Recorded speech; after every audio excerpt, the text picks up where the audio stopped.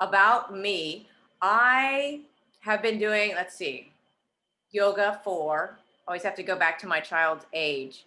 Wow. So I have been doing yoga for 19 years. I have been teaching yoga. I have been a yoga instructor, and I started doing teacher training, golly, probably about, oh God, 5 or 6 years ago. And in all of that movement, when I started to create yoga teacher training, the reason that I started teaching, I started to do that is because I began to notice that yoga teachers were coming out of training and they were doing the exact same thing and the exact same thing. And so my idea was to come in and create some diversity and people working with energy. And that was chakra energy and the energy of your body. And because that's how I sequenced classes, was based off of energy. And so as I began to teach people that, more and more things opened up for me. And energy, as we all know, is the moment you speak, you have a vibration that travels from your voice, and that travels from you and it goes out further. So every word that you speak is in fact energy. So the next thing that I learned is pure speech, which many of you have heard me talk a lot about pure speech, and many of you are my pure speech, are clients that come to me from pure speech. I did own the yoga studio for 10 years. I choose to mention that. I owned Yoga on the Brazos.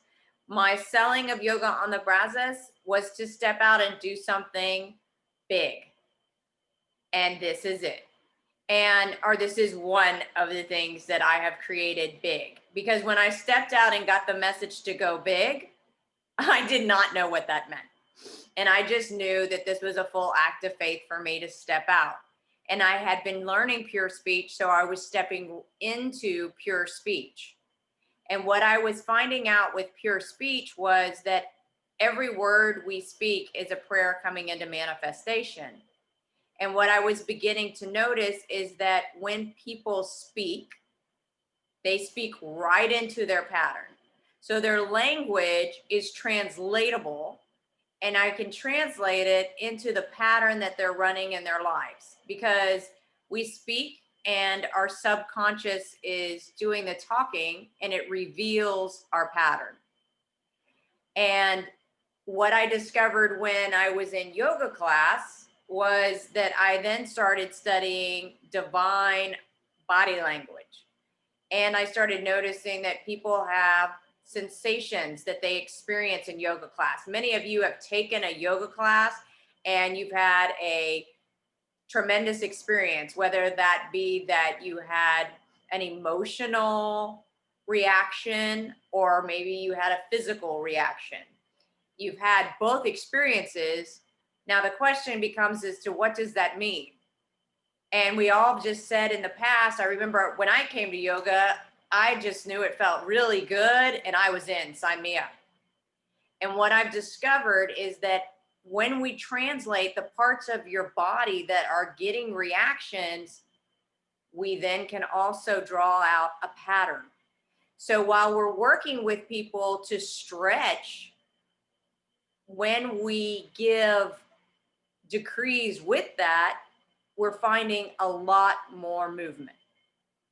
So when Deidre and I started working on teacher training, I said, let's go ahead and grab the anatomy and let's sit down and work with this. And we got so excited. Deidre and I were so excited because we were seeing so much code in every asana. And if you practice yoga, asana, you know, is your yoga pose. But we were finding so much code in that and how much movement we could have from it when we were to speak into it. So then I said to Deidre, I said, do you imagine how many people would love to be a fly on the wall in the middle of our collaboration? And she was like, yes. And I said, okay, well then let's just do a live so that people can get an idea of what we're putting together and how much interest we have and where else we can bring it forward. Because we can bring it forward in yoga teacher training. However, I know we have teachers that are yoga teachers already that don't necessarily desire to go through training again, but they desire to get more.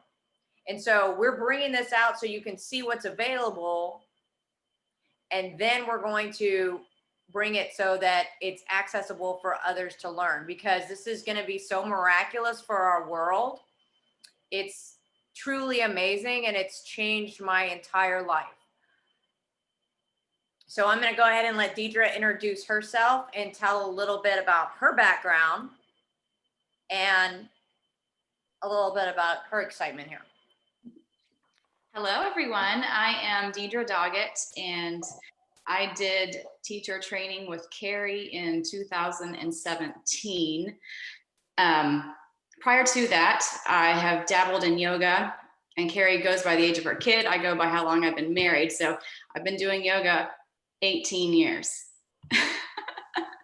off and on. But as I'm a physical therapist for my day job, and over the years, I just kept having to go back and say, well, why would this person's X-ray of their back, and their back looks like a train wreck, have no pain?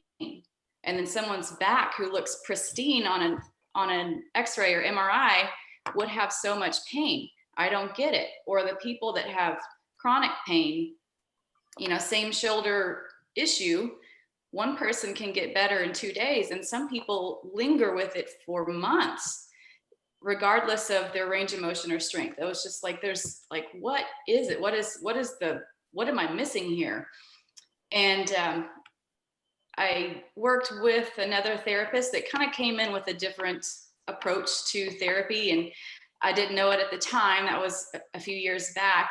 She was looking at it in a more energetic way. And of course, that just piqued my interest. And a few years later, I find myself in Carrie's teacher training. And I thought about teacher training for off and on for years. And I looked at this model and this model and this class, and a lot of it's online. And anyway, I found myself in Carrie's training, and I was just like, this is exactly what I've been looking for. I mean, I can tell you about the poses and what it takes to do the poses, but Carrie brought in the energetic aspect to it, which a lot of things started clicking for me. And then she came in with her pure speech, and more things started clicking for me, because what we speak and what we think, our body hears and takes on, and we develop these patterns, and they start to reveal themselves through pain, or maybe just the sensations that we're getting, or maybe the lack of sensations that we're not getting, because we kind of have some amnesia to certain parts of our bodies that we're just completely unaware of, that are asking for our attention. And through this, I'm hoping that more people will get more out of the poses that we're going to talk about tonight, or maybe that you guys have questions on, just to make your practice better and make your, make your everything a little bit better. And I have looked forward to every little Zoom conference that I've had with Carrie with this. It's exciting to me. And I know that you guys that have shown up tonight are going to find something exciting in it for yourself. So take notes if you'd like, or feel free to get up and do one of the poses. And not that this is a practice tonight, but if you feel like getting up and trying something out, see how it feels in your body, then by all means, don't hold back. Okay. Awesome, Dee. And I do choose to share because the magnitude of the effect of language is, as we said, every word that you speak is a prayer coming into manifestation. And my personal journey with this is I have had seizures, and I've been epileptic for 22 years. And I have been doing this for almost 2 years, and I am now 9 months seizure free and medication free. And when I was able to find the pattern was that I had a belief that I could not stay. When I was 16, I had a traumatic event with my now husband at the time, and I believed I could not handle the emotional stress of a breakup. And I was actually drawing on my desk a heart with a crack in the middle of it, with the word pride going down in between me and my husband when I fell out of the desk and had my first seizure. And when I began pure speech, one of my first movements was staying. And can you stay? Because I had leaving going on, leaving, taking 2-hour naps every day, leaving when I get stressed out, believing a nap is going to make you better, or I'm going to do this and I'm going to be better. And what was actually happening was it was a pattern that I could not stay and handle stress. What some people consider everyday stress, moments in our lives. And at 15, it resulted in seizures. And then after that, I was on medication, but in order to still check out and leave, the pattern still ran by 2-hour naps. And if you were to speak to me before, I would close my eyes and talk to you like this for a while, and then eventually I'd open my eyes again. I can laugh at it now because it was another part of leaving. And this is how the body shows signs. And when we keep something down for so long with the belief that you can't handle it, we will create what people call disease, dis-ease, uncomfort in our bodies. And yes, you may get 15, 20 signals before then that there's something you should be addressing, and you pushed it down, shucked it off, moved along, or perhaps even believed you've touched it already. I mean, I believed I touched it. I married him.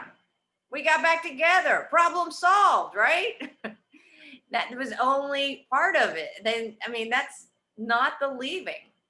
Just because I was able to marry this wonderful man that I have in my life, that's not all. There was more. So as I began to do this work on staying and had my decrees and reprogram my brain, literally I went to a function at the farm, which is where I get my training at Faith and Wellness in Waller. And in Wharton, I got my training there, but I went to another training and I was there to do myofascial tissue release, which is tissue stores memories in your body.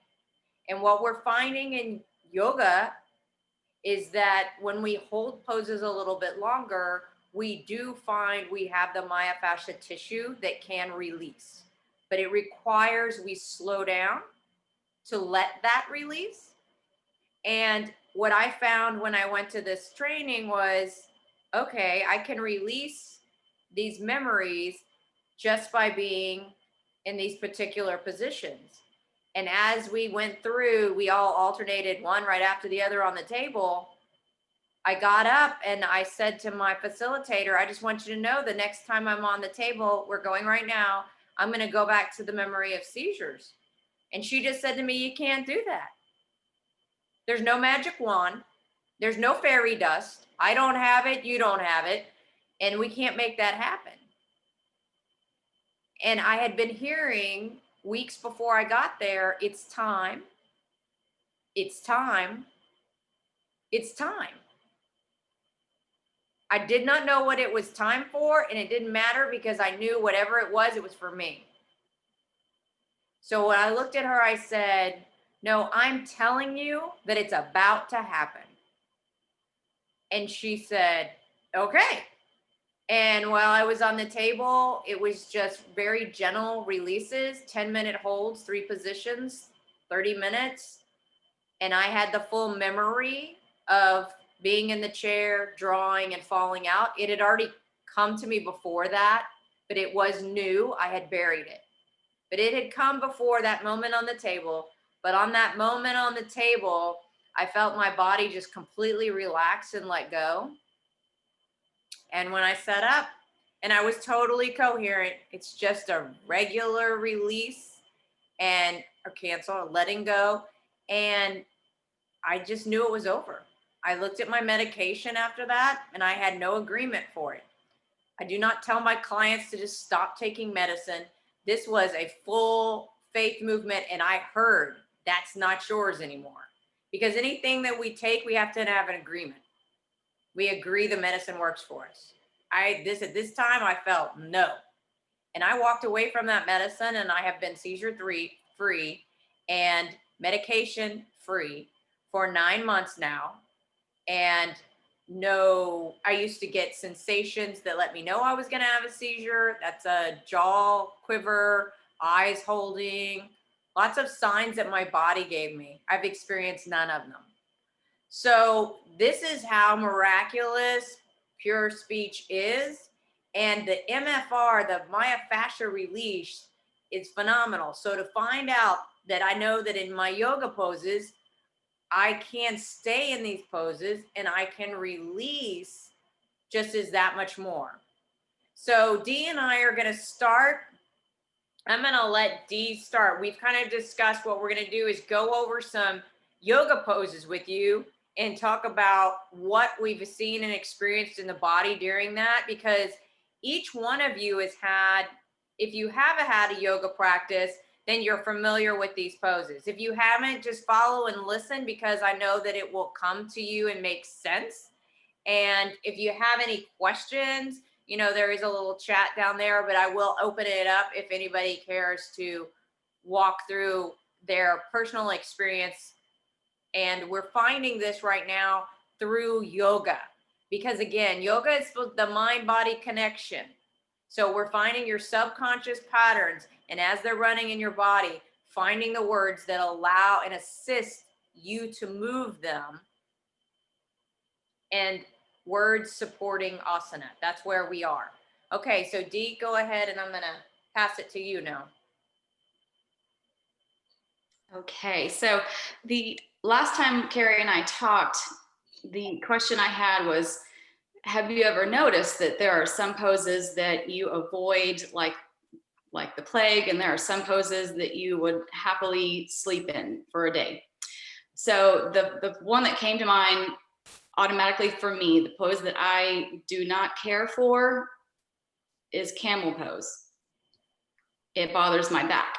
And I sometimes just don't even bother to put it into a class, because I feel like if it bothers me, it must bother other people, because we all feel this, right? Well, no, actually some people love camel pose. You may be one of them. And some of you may be like me, and camel pose does bother your back. So I've given every kind of modification to the class, to myself, and it still just feels icky. And the language that it came out of my mouth. I didn't say this for, Carrie to dissect in any way. I just said, it feels like I'm bending over backwards and my back is breaking.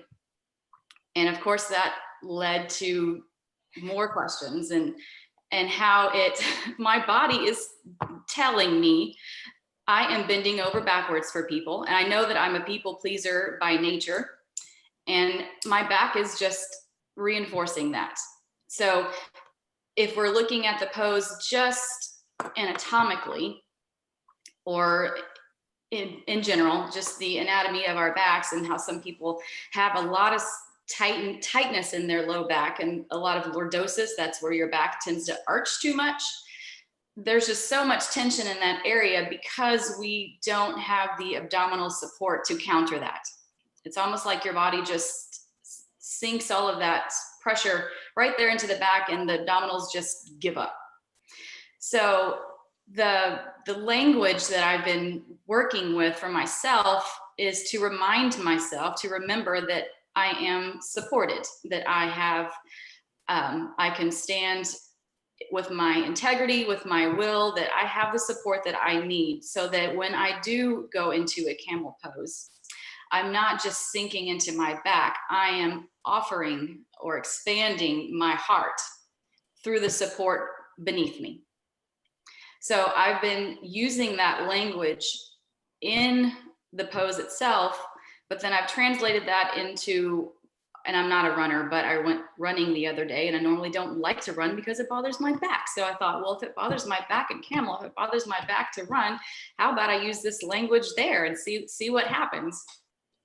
And I was a lot less slower. But there is something magical in changing what you're saying to yourself in these thought patterns that we hold, because they are revealed one way or another. If it's a whisper of just an ache in your back in the beginning is one thing, but over a lifetime, what is that doing to our backs, to our bodies in general? So that's, and I've been practicing with that this week since talking to Carrie, and that was kind of the big aha for me. And what Deidre just spoke into is she said that in our lower back, what happens is that we require our abdominal strength. And she said, and we just let it go. And your abdominals translate as your will. And I just gave I just did a whole series on chakras and pure speech tied to chakras. And one of the things we spoke into was third chakra, will. Your stomach is your will. And it's power in instead of power over. And many people have power over, and growing up without choices, not having a choice. So what is power in? Well, power in is having a choice, claiming your choice. And every day when people say, I have to go to the store, I've got to go to the grocery, I'm going to go pick up this, I've got to go do this, oh, I've got to go pick up the kids, then I've got to, that is gotta, have to, should. And that is power over. So every day when we say that, we're not giving ourselves power in. And power in is choice. I choose to go to the store. And what Deidre was experiencing was lower back pain is about support. And yes, she spoke into bending over backwards. She the first thing she said, Carrie, when I'm in camel, I feel as though I'm bending over backwards. And so I immediately said, do you bend over backwards for people? And she said, yes. With a belief, and what Dee spoke into after that was a belief that that's what a mother does, a belief that that's what a wife does, bends over backwards. And my question for Deidre was, I asked her, do you feel yourself when you're out there doing all this stuff, when you're bending over backwards for everybody? First of all, do you feel supported? And her answer was no. And then I said, and how do you feel you when you're out there doing gotta, have to, should for everybody else? Because when you come into pure speech, the decrees that I gave her for that were that I have my divine will in me. I feel my divine will in me. And because she actually spoke into her lower back and then her heart, because you mentioned a tie. Do you remember what that was, Dee, that you said? Because you mentioned a distinct tie to your heart, because you mentioned the expansion of your chest at the same time in that bending over backwards. Do you recall what that was? Yes, it's almost like I got to bypass this to get to this. Meanwhile, underneath that, it's very empty and, like the cup is not filled type of feeling. Like I'm just giving, because I got to give. So I'm just going to bend over backward and give. Yes. So she's saying that, that bypassing her heart. She's like, I'm bypassing this. And she's not even labeling it. That's what's so funny. I'm bypassing this. Let's not even give it the energy of this is my love for me, but this thing right here, and that's okay. That's great, because that's how we get the code. And her code was being able to have her support.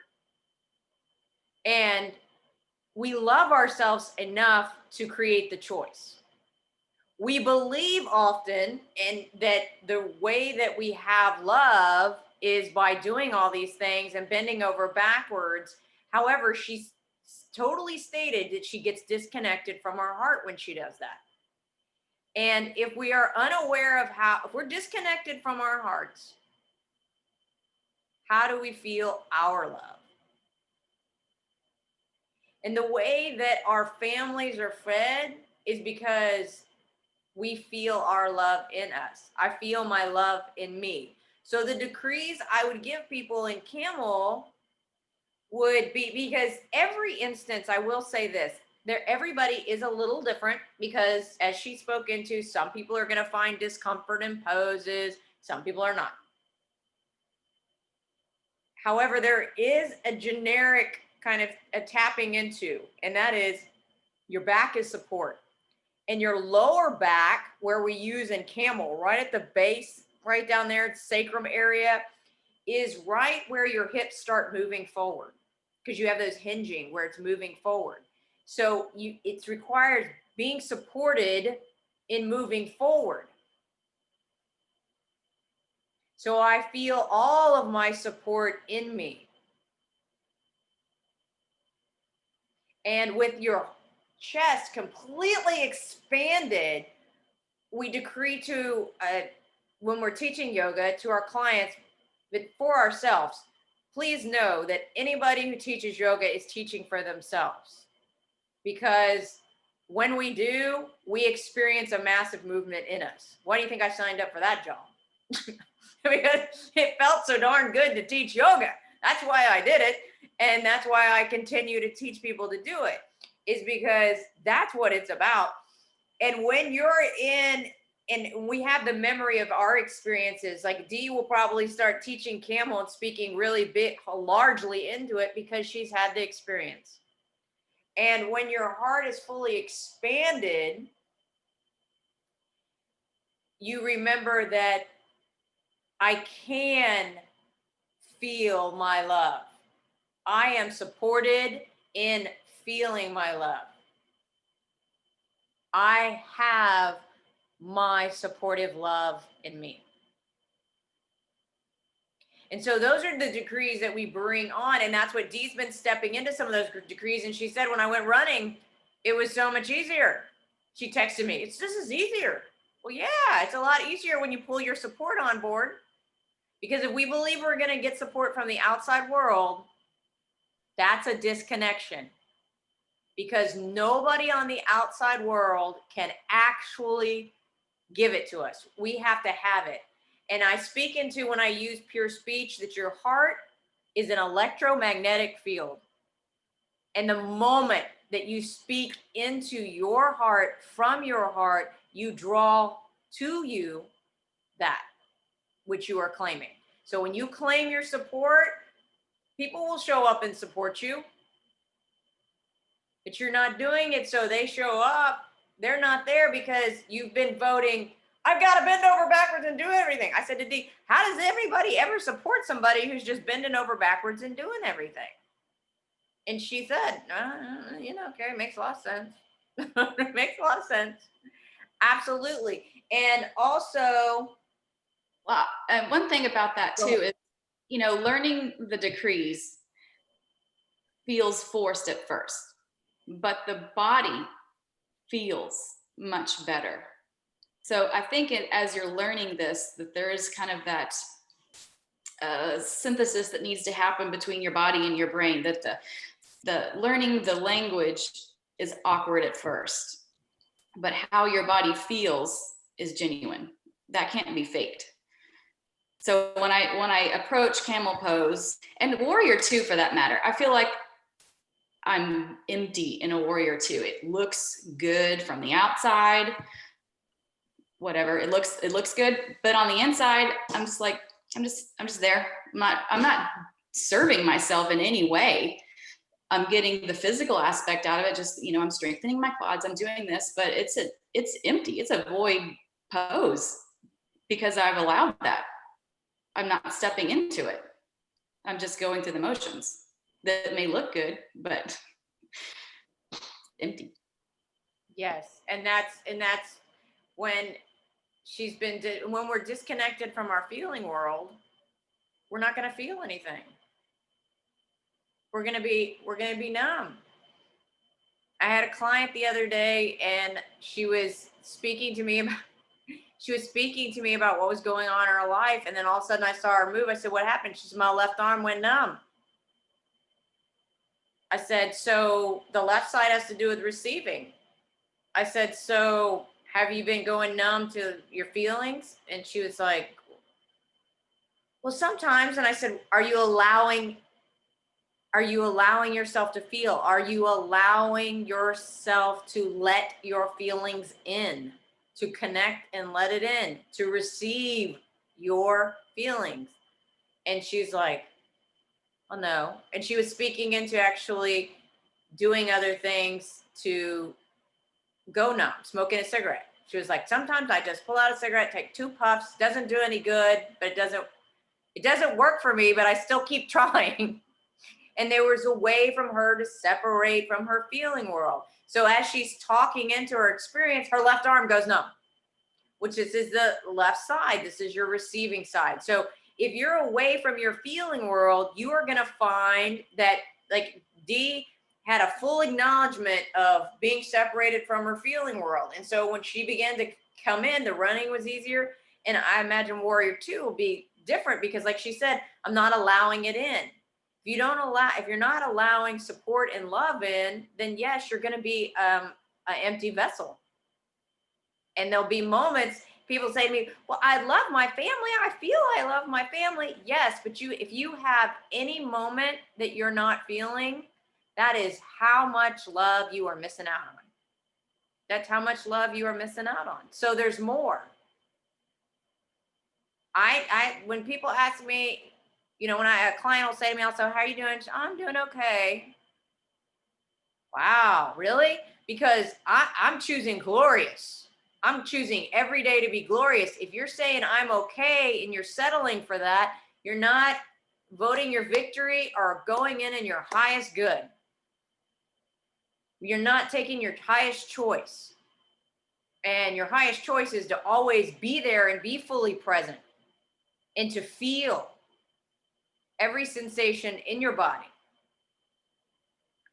And in saying that, the next pose Dee and I were going to talk about was child's pose. And what we were finding in child's pose, because it was new and different than what other people perhaps were experiencing. Okay, go ahead.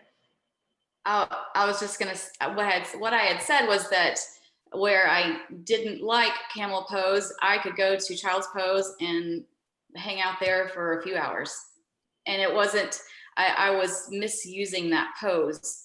I offer it a lot in class because, I like it. So I think everybody else is gonna like it.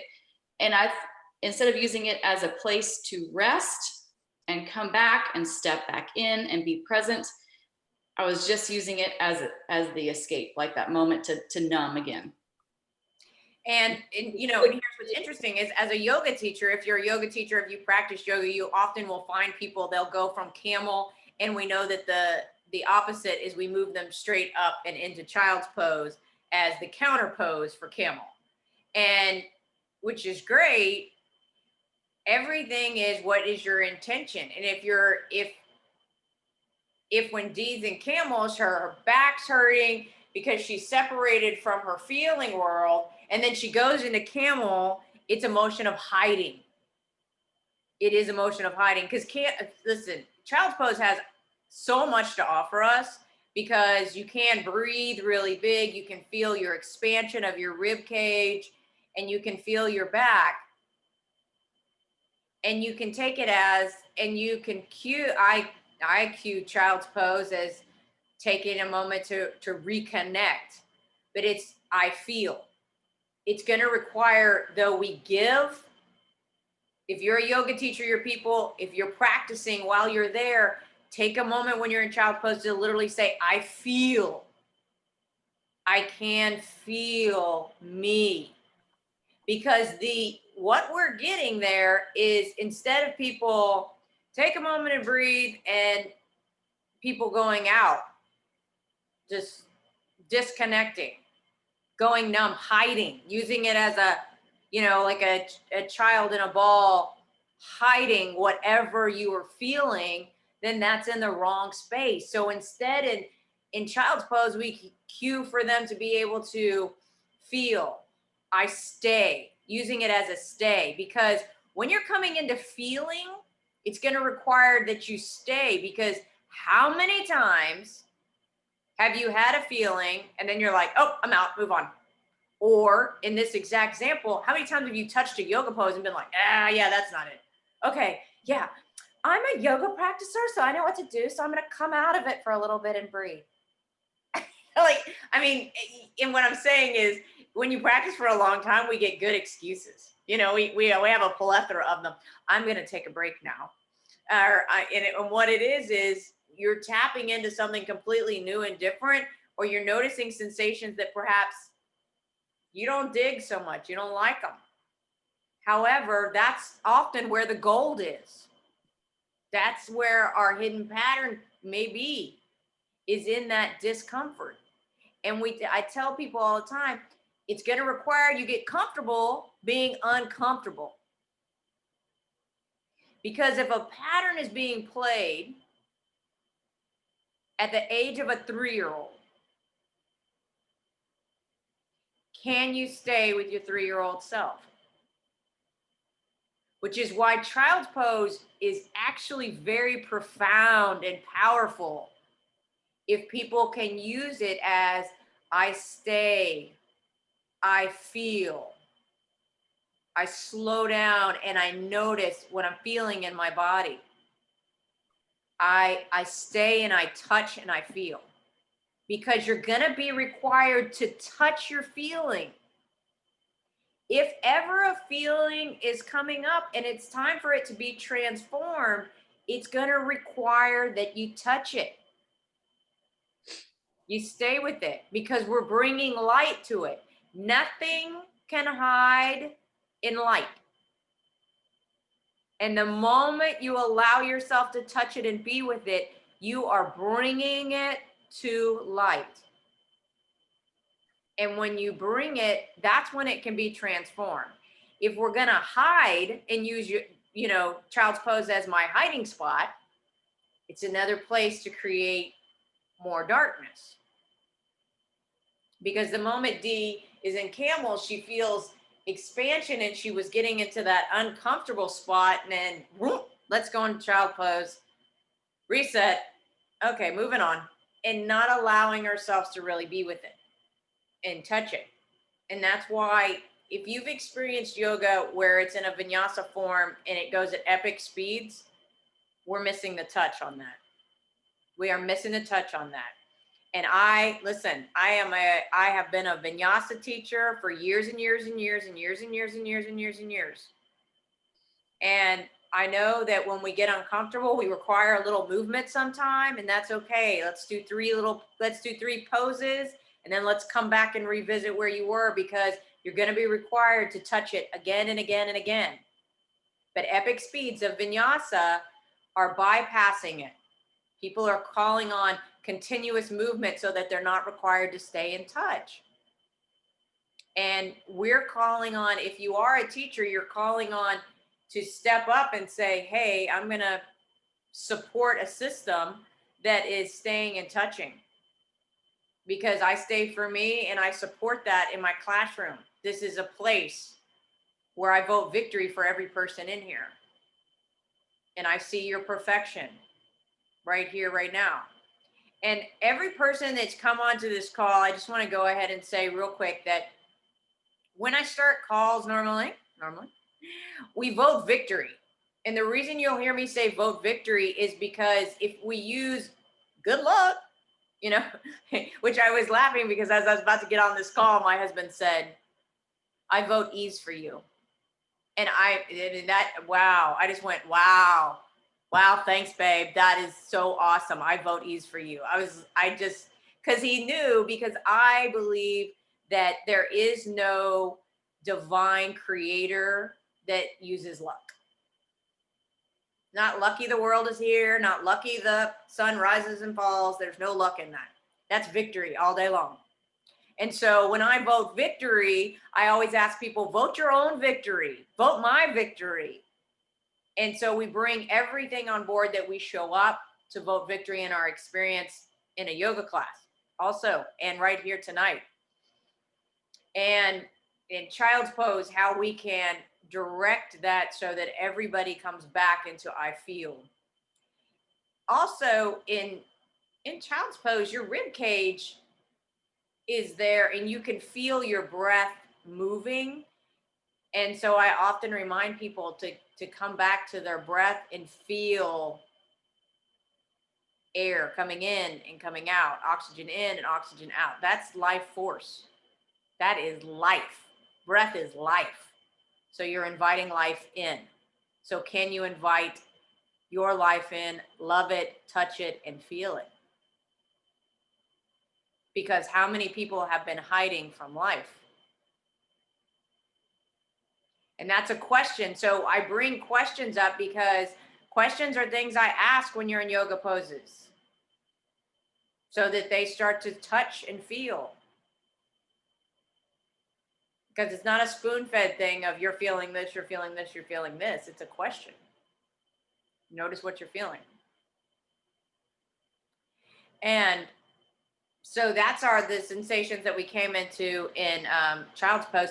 Does anybody have any other sensations that they've ever had in child's pose? Any experience, any that they just, have they seen it in their classroom or anything that anybody cares to speak on?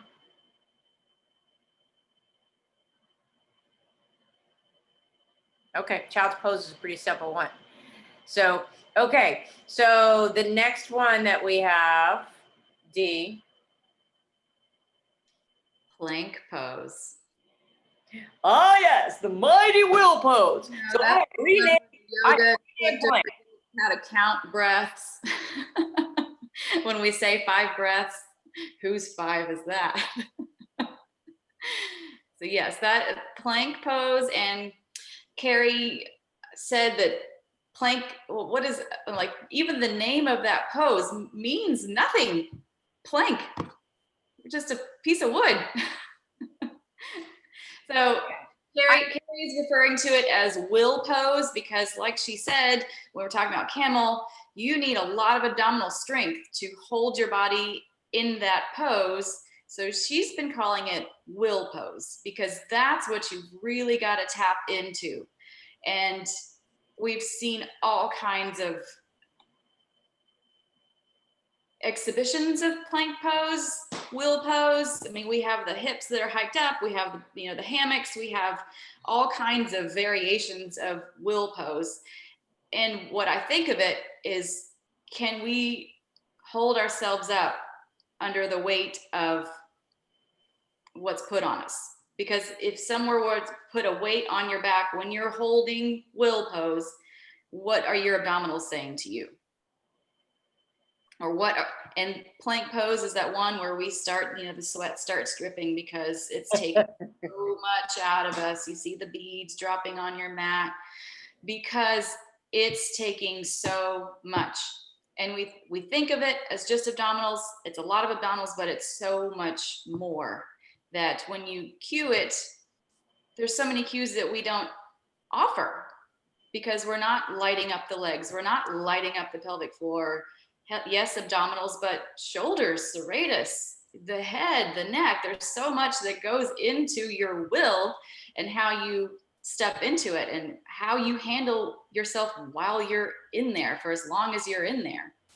So I'm trying to change my language to stop saying plank pose because there's a lot of power in it.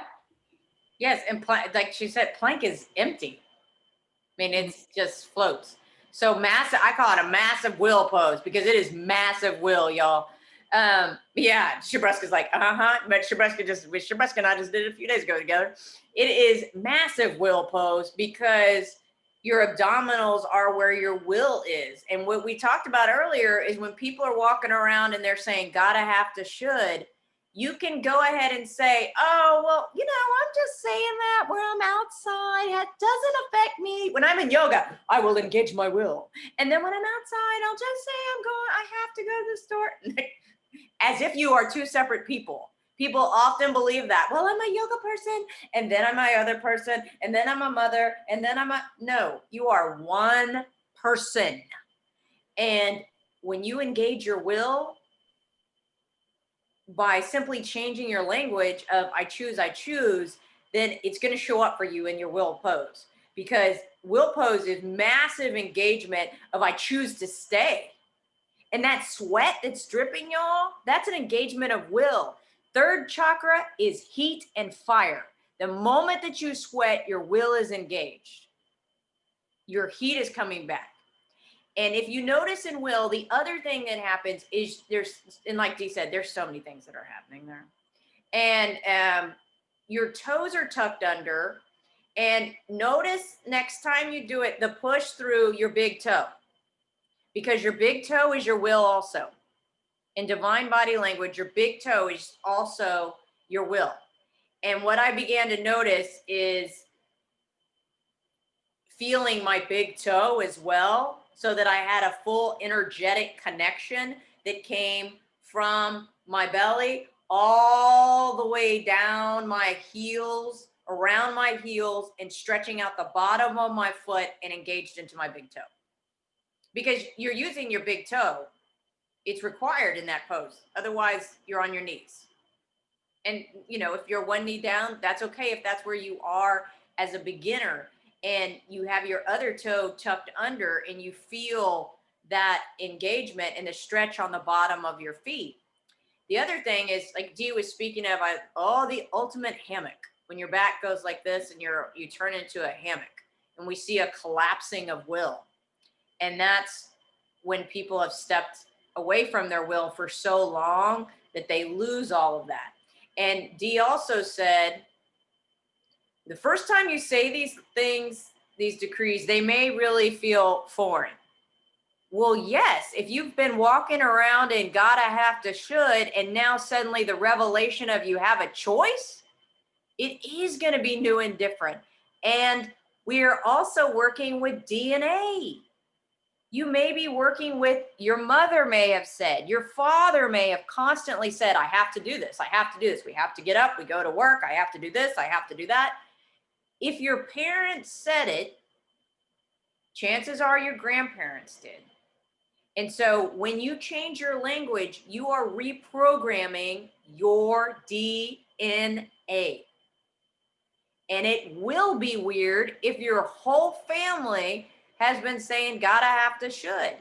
And if you watch in yoga class, if you're a teacher, if you're a participant, if you've taken, will pose is the one where people bail out all the time.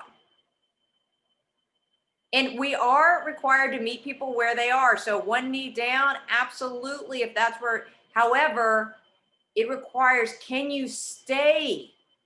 And the decree I would give is, I choose to feel my will. I stay and I feel my support. I willingly stay. Anytime you have a decree that says, I willingly stay, you are engaging will.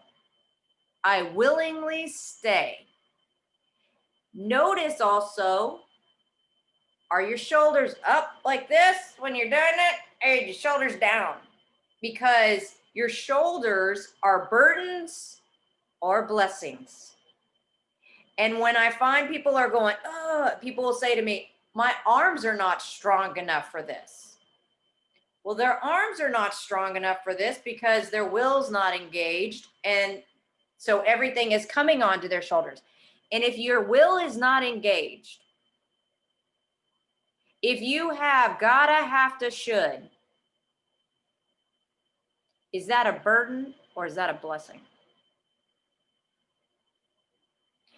And do you feel, when people feel they gotta, have to, should, do they often feel they have the weight of the world on their shoulders? And the answer is yes, because what you'll find is when you've got that going on, you've got tension going on here in your shoulders because you're engaged that this is a burden, instead of having your choice and allowing yourself to receive your blessings. So when I cue this pose, I'm going to go right into will, and I willingly stay. I choose to stay. I engage my will. I choose to stay for me. And then the next time I visit it, I'm going to go into their shoulders. If you teach yoga, you know that you look around the room and you see what you see. And if you see a lot of people like this, you immediately say, hey, Do you have that this pose is a burden? Is it a burden for you to have a choice? Is it a burden for you to have a choice? And most people are going to go, well, no, well, my gosh, if I had a choice, that'd be great. However, they just have never been presented this way. Oh, I can choose my blessings, and I can willingly choose my blessings. Hear me again. I can willingly choose my blessings. That's willingly receiving my blessings. And it begins to take a different charge in the pose because we find abdominals engaged and shoulders down and more strength. And so, yes, massive will pose. Massive will pose also, you've got your, where I talked about your toes, you also, you know, your hands are spread far apart. They're connected to the mat, flat on the mat. And when we find them flat on the mat, we're reminded that we can feel our support underneath of us. And we've spoken into your back being support, but and in will, if you're going to engage your will, you're going to be feeling your support. Because having a choice is supportive. So both sides right there. There's no engagement in their back, but and they will, if their will is sagged, if your will drops, if you're in there and your stomach drops, your back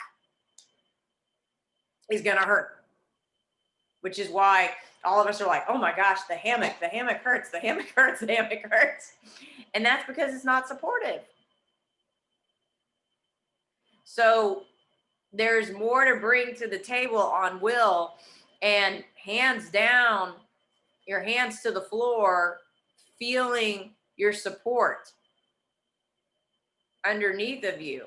And so if you've noticed if you've noticed in will that you've got a hammock, then you've stepped out of your will. You may have given it away with the belief that you don't have a choice.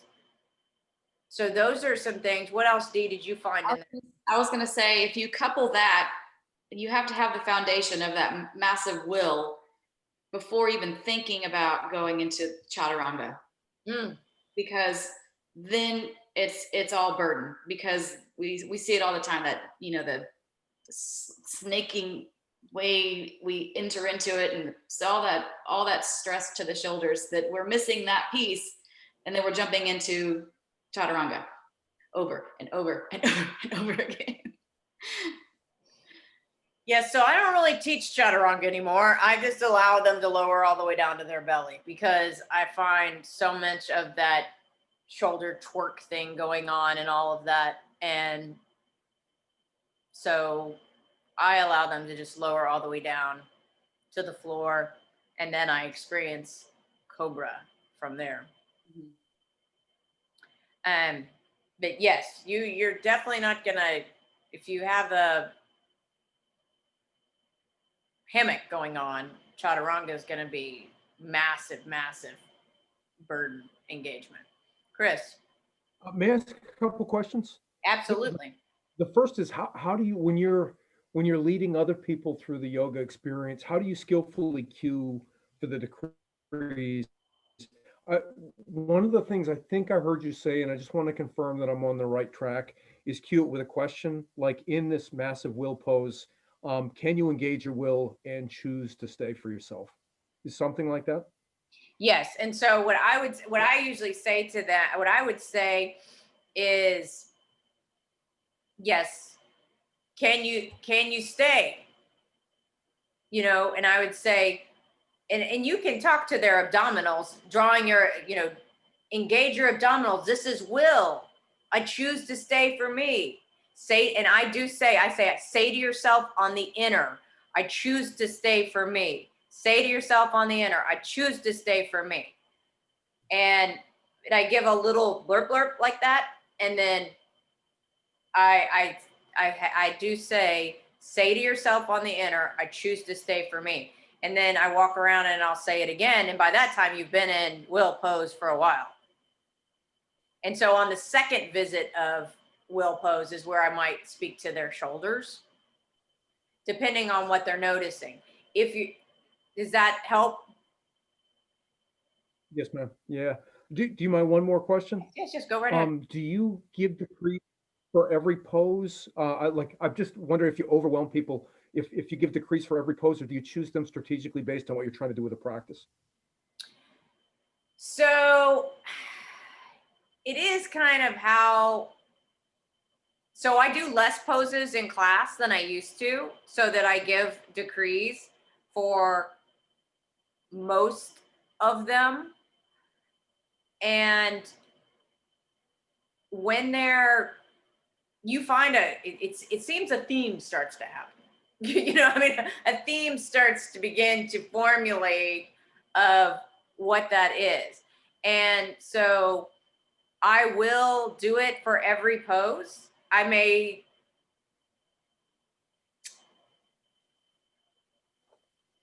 have them do a few poses and then revisit it again, and then go deeper into it and go deeper into decrees with it the next time. Does that make sense?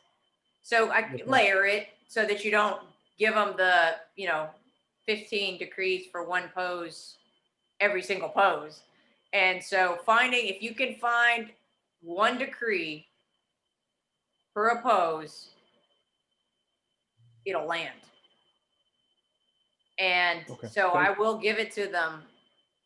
And I may go deeper into, like you're saying, like the shoulders the next time, because you can't give shoulders and all of that all in one swoop.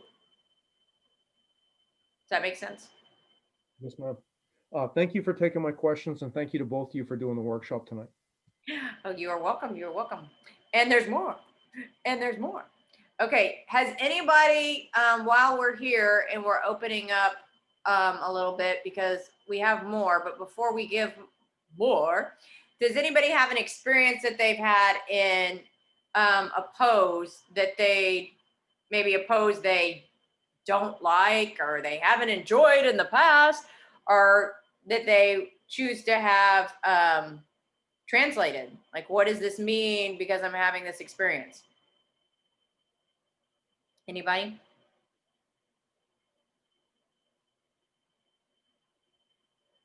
Liz?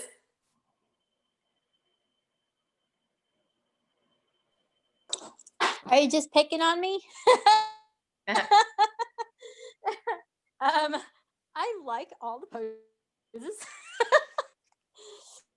I know.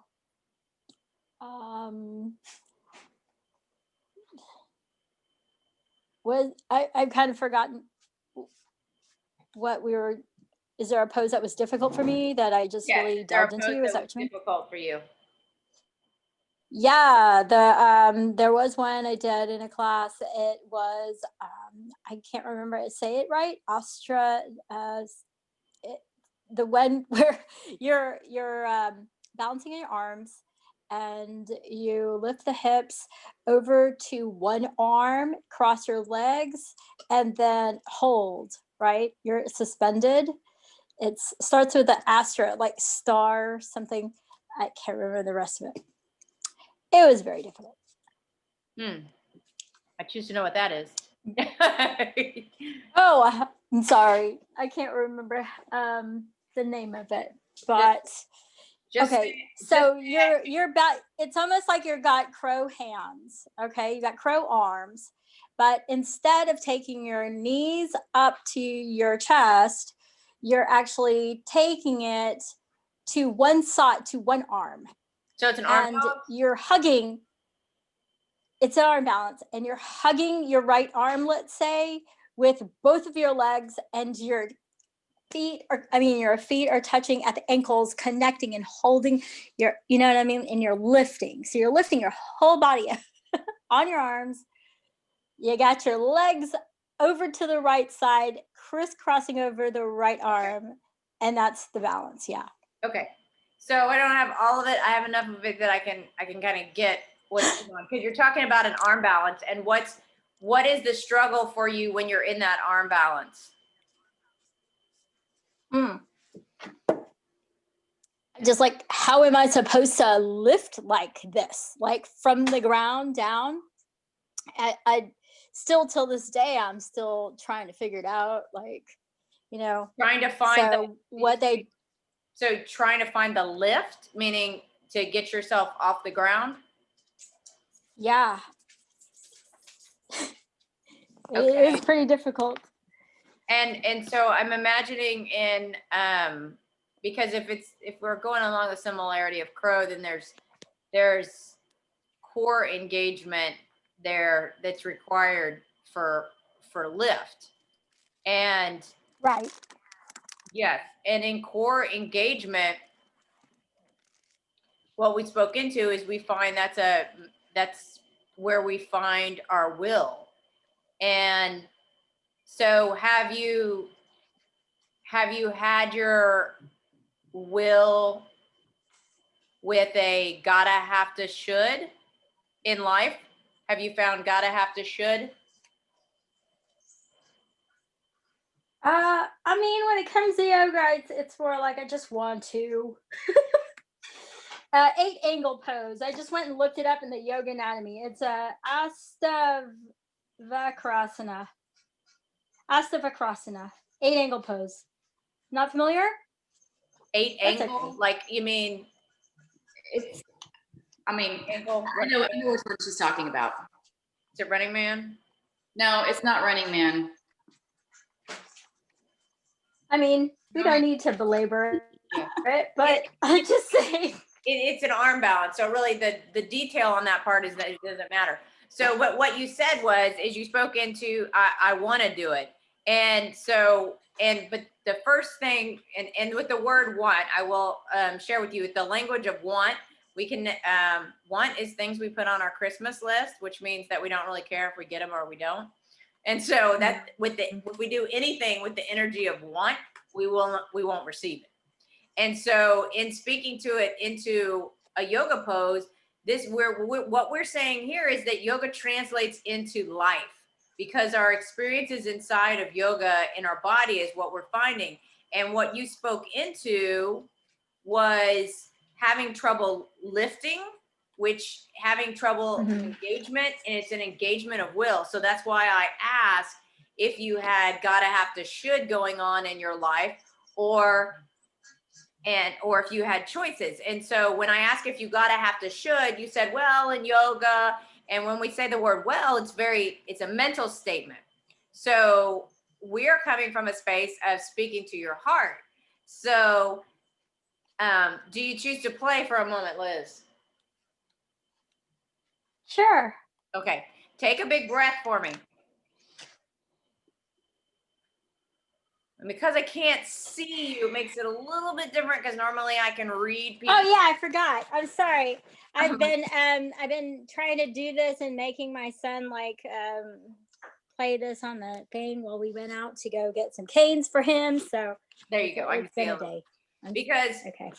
anytime we have engagement of our core, engaging our will is stepping into our will. And so my question was, in life, do you have gotta, have to, should going on in your life? I mean, of course. Okay, so Ooh, I mean, when I think about my other career, there's a lot of that. When I think about yoga, a lot of this is my choice. I teach, from my heart, I think. yes. And so that pose that I told you about, I wouldn't torture my students with that. But you asked me what I've ever tried. Yes, your personal journey. It's okay. And so, yes, I heard you. So with a belief, though, that things are separated, they're not separated. That's what we're saying, is that our yoga world, yes, you're claiming your choice and you're coming into that, and that feels good. But you said in your business life, there's a lot of that going on. Yes? Is that what you said? Oh, yeah. Yes. Oh, sure. Yeah, definitely. Yes. So when there's a lot of things going on, it's going to show up in your yoga practice. That's what we're discovering. And so if we have gotta, have to, should, even in our careers, when we come to the mat, which we believe the mat to be so sacred, it is showing us exactly what's acting in our life. And what's showing up for you is, oh yeah, because you spent a lot of gotta, have to, should. And so Mhm. When you have gotta, have to, should going on, how does that feel for you to go to work and live in gotta, have to, should? Right. So I do believe I've thought of something that translates from and into the yoga world and into my yoga space. So yeah, I was promoted to a position that was extremely stressful to me, and I had to turn on my yoga switch and be like, "Hey, stop torturing yourself and find the space that you need." I literally had to physically like overcome that angst that I had about my promotion. It's supposed to be a happy thing, a grateful thing, but I was really stressed out about it. And then once I like really came back to the places where I find the release, I was able to then again actually continue on my journey there. So it was helpful that I remembered to not keep myself in that Yes. entrapment there. I was able to find release in yoga. Yeah. Okay, so Liz, so what is the feeling of gotta, have to, should? Because then after that, you kind of spoke into some stress. So when you have gotta, have to, should going on at work, what is the feeling that comes with that? Oh, it's like paralysis. It turns your morning coffee when you're happy and like excited for the day to something that's just like you don't even taste your coffee. You're just rushing. You didn't So feed the dog. paralysis, is paralysis like going numb?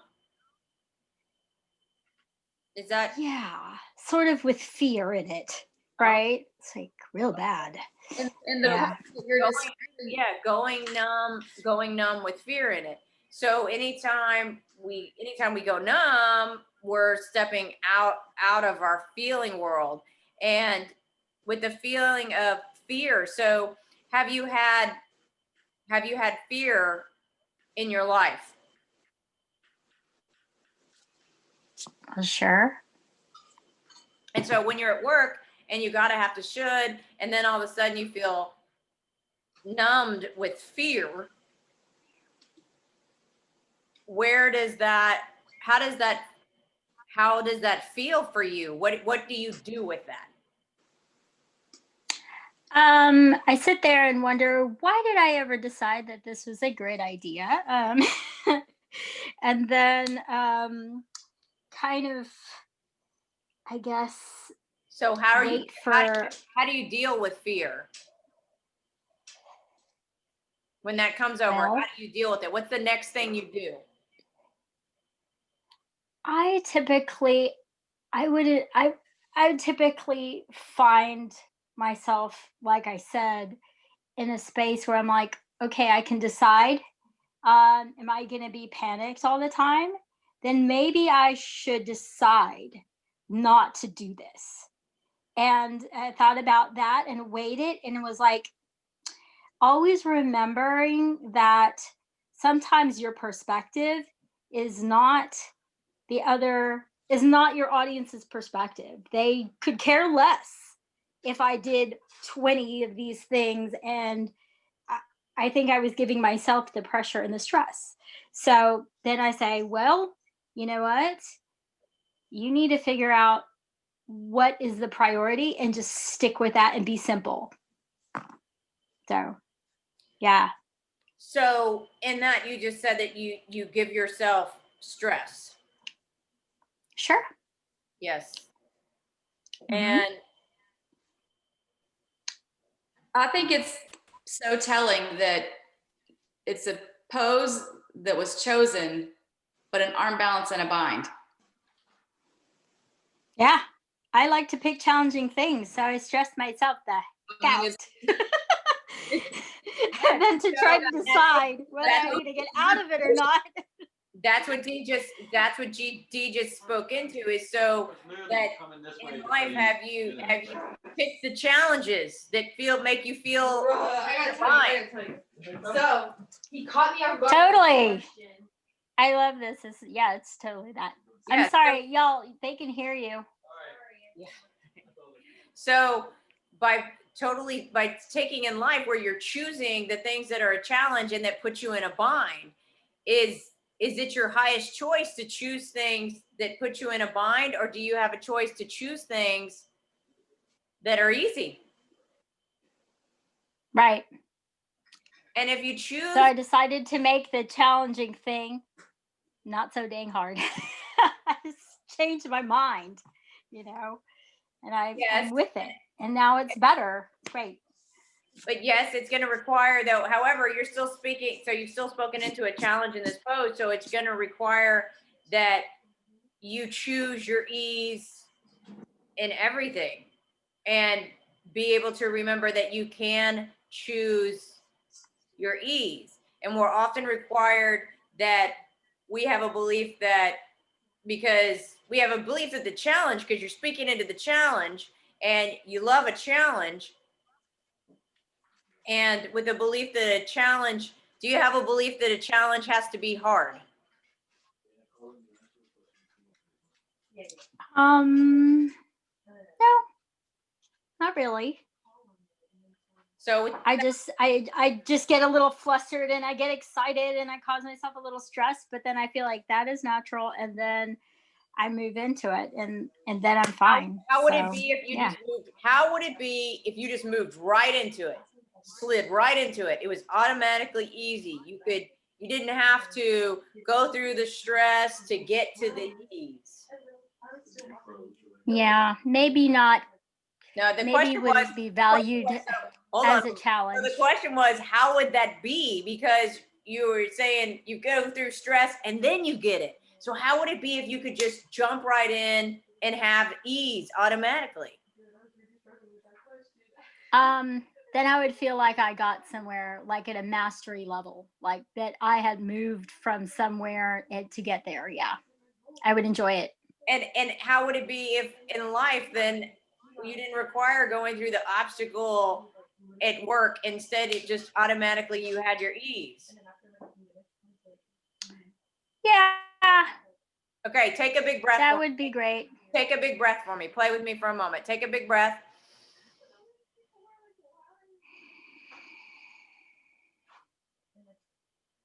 Say, I choose my ease. I choose my ease. Say, I give myself permission to choose ease. I give myself permission to choose ease.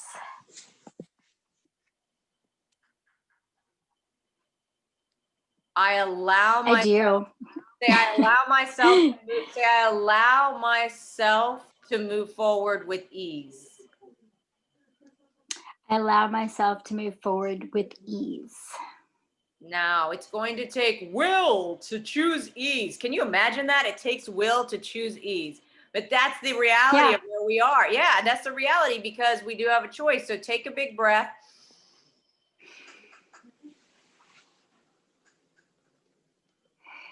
Say, I willingly choose my ease. I willingly choose my ease. I can choose my ease. I can choose my ease. Say, I immediately choose my ease. I immediately choose my ease. How does that feel, Liz? I immediately feel better. How does that feel? Yeah. That feels good. Awesome. And that's immediately feeling my ease, because we're not designed in a divine blueprint for life to be hard, for anything to require stress to get to ease. And we're not required to do that. We believe that, that because you said, that's part of life. And we believe that. We hear people say that, we kind of see it. However, we actually know that in our hearts, we were designed with the vibration of our heart. We have our perfection. We have our divine perfection. And we can experience ease in every situation of life. It just requires that we allow ourselves to experience it. So one of the things that I said to Liz was, giving herself permission, because the word permission means per her mission. And so when we say permission, we're calling on our mission. And so stepping into her mission of having ease. I mean, how would that be for your whole family, Liz, if you step in and you immediately have ease? Hey, how would you like it if I just immediately had ease? They're like, you'd be a different person. Yes. Awesome. Awesome. Awesome. They know that I have that, though. They know that I'm a stressy person when it comes to my work, and then in my yoga world, I'm like, I switch off, like I switch. Okay, Liz. But, Liz. Okay, I used to live in that world where you did the switch back and forth. But what I'm saying is that's what we're learning in yoga, because we always say to live your yoga off the mat. And now what we're doing is giving people skills to take it off the mat. And so if you step in every day and you use your decrees and you say it over and over again, it reprograms your subconscious so that you automatically know. So I can choose my ease. I willingly choose my ease. And like you said, I immediately choose my ease. And so if you stay in saying that over and over again, your kids won't look at you and go, there's a difference, because you should come to my house. That's how I used to be. My kids would be like, oh yeah, there's yoga mom. Uh-oh, now there's the other lady. Oh, there's yoga mom. Oh, now there's the other lady. And now I'm one person. And that's the real practice of yoga. These are skills that go with you. So when you say it every day and you continue to say it, what it's going to do is it's going to reprogram your subconscious. So it's your new go-to. Instead of your go-to being, I go through stress to get to ease, I immediately choose my ease. You see the difference? Right. Yes. That's what I'm saying. I went through this kind of transformation and I had to decide, hey. Okay, it's okay, honey. There was a manager that I used to love. She used to say this one thing, and that would be the trigger. And what you're saying is exactly that. She would say, Liz, it's easy. And I would say, yeah, it is. And then I would go on and it would be great, but yeah. So yes, I love that. That's a great language. Yes. So remembering to Mm-hmm. stay in it. So everybody vote Liz's victory. She continues to say this and changing her pattern. Awesome. Thank you, Liz, for jumping in. Okay. Over here, let's see what else I've got over here. So one of the things I have is Gigi said over here that with inversion, she feels like she can't breathe. So inversions are a total upside down movement. Where's Gigi? Gigi. I'm here. Okay. Gigi, do you feel like you're upside down in life? Yes. Ah. And are you having trouble breathing?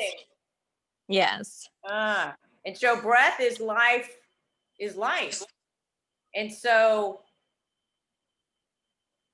and do you,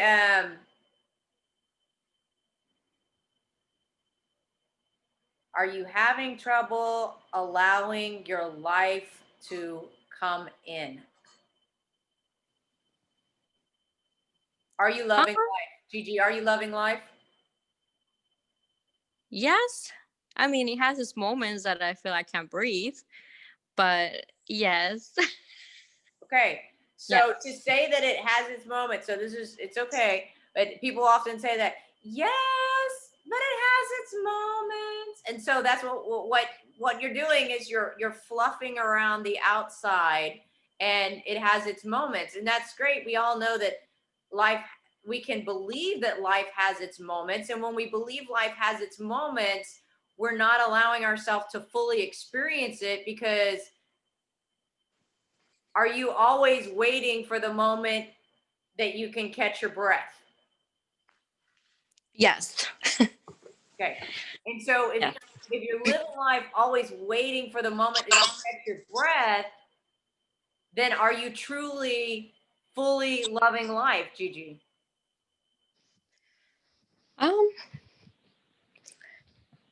Okay, anything that requires that much of a delay? He means no. The answer is no, because we know that when we speak from our heart immediately speaks. We immediately have the answer, because I do this with people all the time. You know, if you're married and somebody kneels in front of you and says, "Will you marry me?" and they go, yes. It's not a movement of your heart. It's like, oh, sign me up for that contract. No, I don't know about that. So, and take a big breath, Gigi.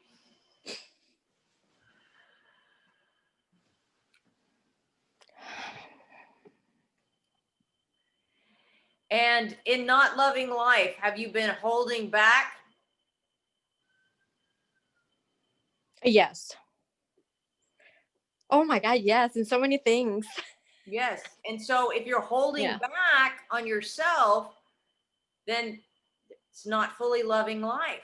So take a big breath.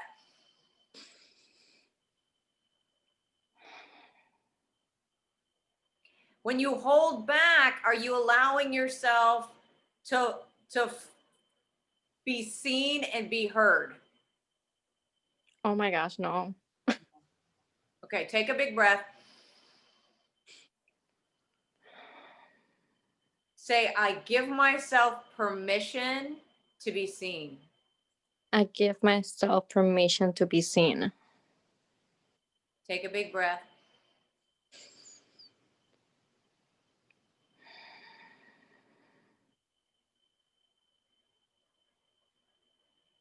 Say, I teach the universe to see me. I teach the universe to see me. And allowing yourself to be seen, it's going to require love. Because when you believe that, do you have a belief that you do not deserve to be seen? Mm, I'm not sure about that. I mean, I haven't thought about that. So that long of a delay is a yes. Okay. So Okay, correct.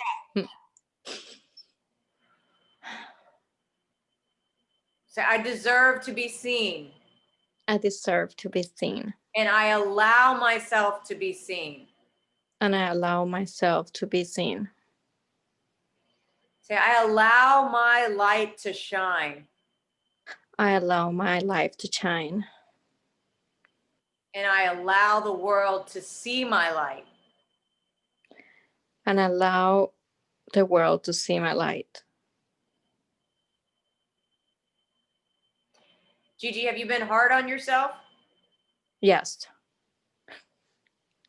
Okay. Say, me forgive me. Me forgive me. Say, me forgive me. Me forgive me. Me forgive me. Me forgive me. Forgive. Forgive. Forgive. Forgive. Forgiving. Forgiving. And giving. Forgiving. And giving. Oh, my chest hurt. What's happening?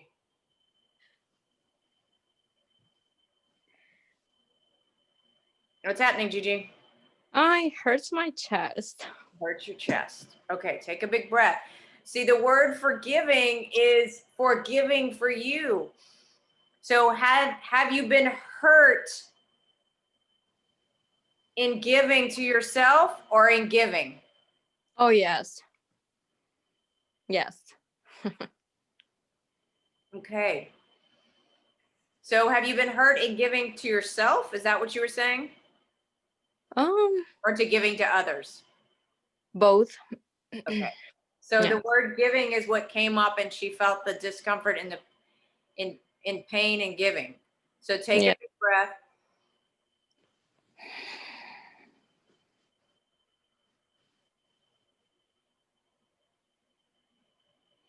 Because when you have pain and you feel that pain, can you love that pain? Because it takes one drop of love to transform something. So it's going to require that even what we note as a pain inside of us, if you've been hurt in giving, we're required to forgive for us, and we're required to love our pain. Say, I love what I feel. I love what I feel. Yes, take a big breath. Say, I can love what I feel. I can love what I feel. Say, pain, I love you. Pain, I love you. Say, it's okay. It's okay. Take a big breath.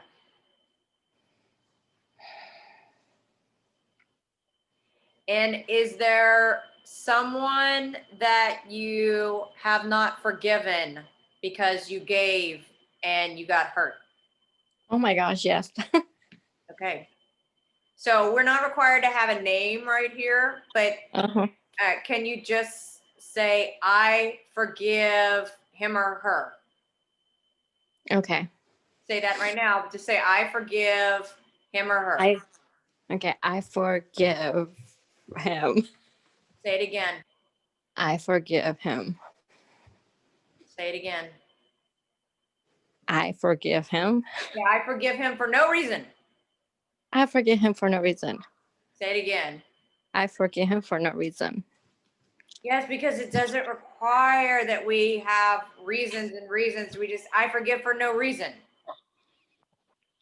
I forgive for no reason. I like that. Okay. And say, me love me. Me love me.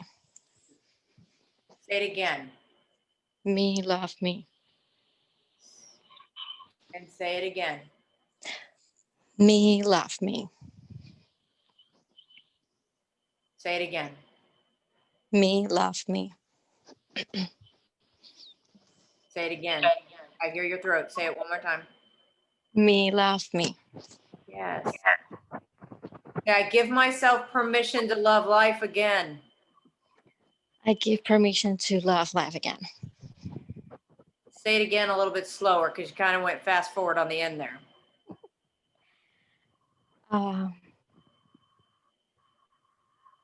forgot that one. It's okay. This is her feeling world, y'all. Her feeling world goes, there's a lot. Oh my God, yes. It's okay. Take a big breath. This is very common. This is what happens when we have these kind of things going on. Take a big breath. Say, I give myself permission to love life again. I give myself permission to love life again.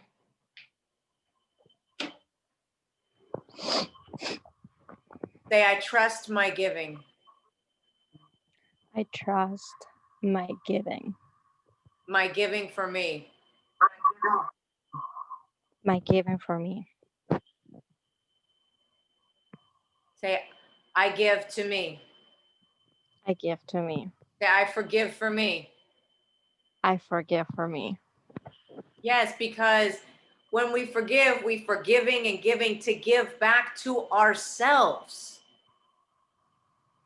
Yes.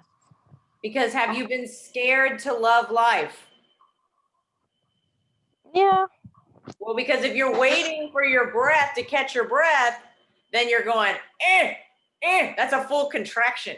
There's not a lot of movement in a contraction.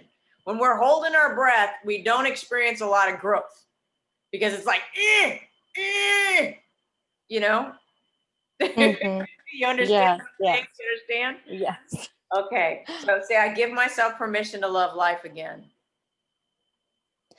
I'm sorry, you break out. I love my. Say, I give myself permission to love life again. I give myself permission to love life again. Yes. How's your breath? It's better. I like it.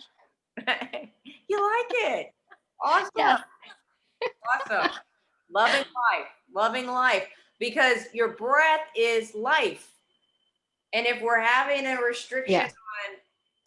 on having experiences of Correct. not being able to breathe, not being able to receive life, you're remembering that I allow myself to love life. Say, I willingly receive my life. I willingly receive my life. I receive my loving life. I receive my loving life. I love that one. Yes, because it's bringing it back in. Awesome. Thank you, Gigi. Yes. for playing. Thanks. You're welcome. Awesome. Okay, so we found some experiences here. I know we're over time, y'all. This is kind of what I do because I get really excited about everything that's going on. So that's coming into, so what we're seeing is what I'm showing each one of you is what you're noticing here is that Gigi was talking about being inverted upside down, and it's translatable into life.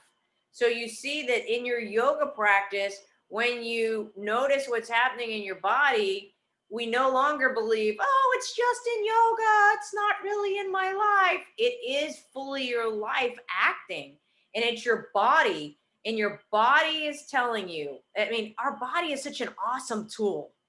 I just love that God created us this way. And when our body is telling us something, it's because we've ignored it before. And now it's time to pay attention. If you haven't in the past, it's like the ultimate signal. And the moment that we recognize it, we find new movement. We find more in a yoga pose. It doesn't mean that you wrap both your feet around your head and you stand on one hand. It doesn't have to be that complex. It can be very simple. You're noticing more experience. Just like Deidre's like, Warrior Two's been numb. And now more energy moving through you because it's bringing to the table what's going on in your life. And when we identify the sensations in our body, we recognize them. Our decrees help to reprogram that so we experience that shift and change. Nothing can be transformed until it is brought to light. And that means awareness. And that we're going to be called on to touch it and admit that it's ours. We have created our reality. And our reality isn't what we are feeling, what we are seeing, what we are experiencing. And the moment that we own it, then we can move it. If we keep going with, oh, well, you know, that's over in the yoga world, and this is over here, and my life at my mom at over here, we can do that. However, we're not going to be giving it total ownership and coming to the table and bringing it up. We're not going to be using what was given to us. This is what's happening in our body. Let's recognize it and step up. So how great for our world that we get to bring this all into yoga. Wow. Okay.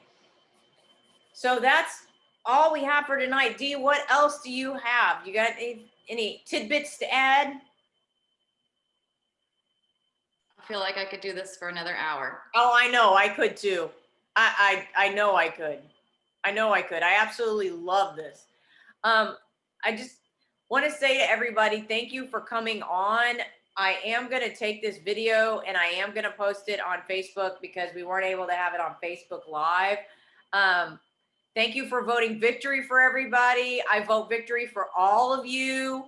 And we are going to bring this to you more. So be looking for, if you're not on email or Facebook, get onto my email distribution so you can see what else is coming up. I know that I'll be doing something else on pure speech. I have yoga teacher training starting in January. And then we're going to do things where we're going to add these pieces separately so that you can learn them and bring them into, if you're a teacher or if you're just practicing, bringing it to your own practice. So if you desire to learn more, please reach out and let me know. And we are going to be having more things, sending it out. And thank you all for attending. Good night, everybody. Awesome. Thank you. I really enjoyed that. Thanks. You're welcome.